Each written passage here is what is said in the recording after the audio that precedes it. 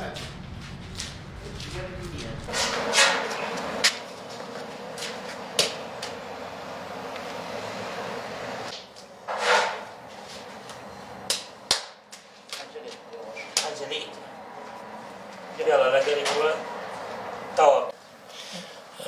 ناوم وەستا نەوزاد هەیاس عەباس کۆزەچی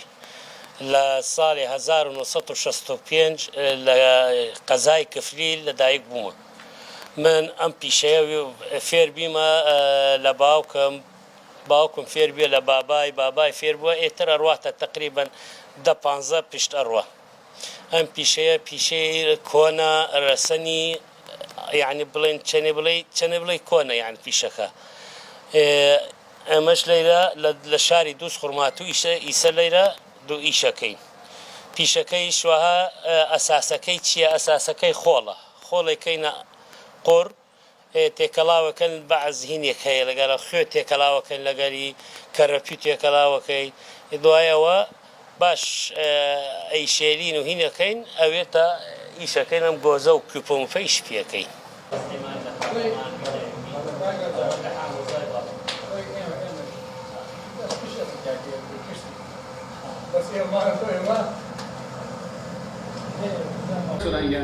ئەمان ئەم هاوردەکردنی ئێرانیوانە تاچیلە ئیشەمانەکات ئەم قسەی دەکردەوەی بازاریان چۆنە دەروی عێراق هەیە مەمەسا ئەنواعەکەی کوپەی ئاوە ئەمانە کوپ ئاوە گۆزەی ئاوە وە بڵێن مەعجانەی گوڵە چاڵەنێک هین مامرە گڵاس هین ئاوە چینی هین ماستاوە یعنی بۆ هەموو شتیشەکەی یەک نییە لە 250 نەردەسەکە یعنی دەسی پێکە حتا گێتەوە 50,000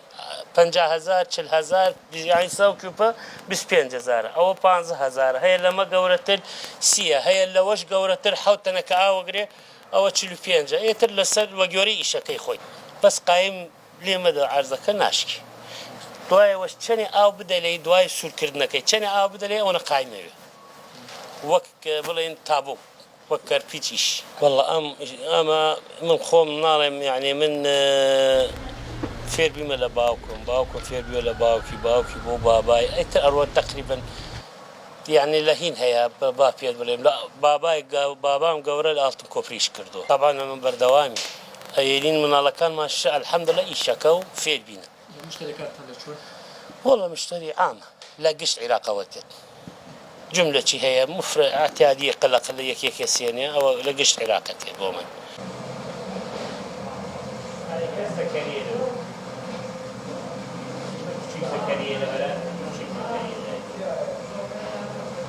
Abbas,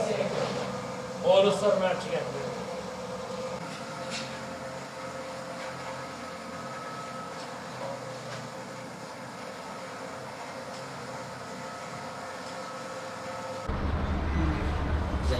لا قوي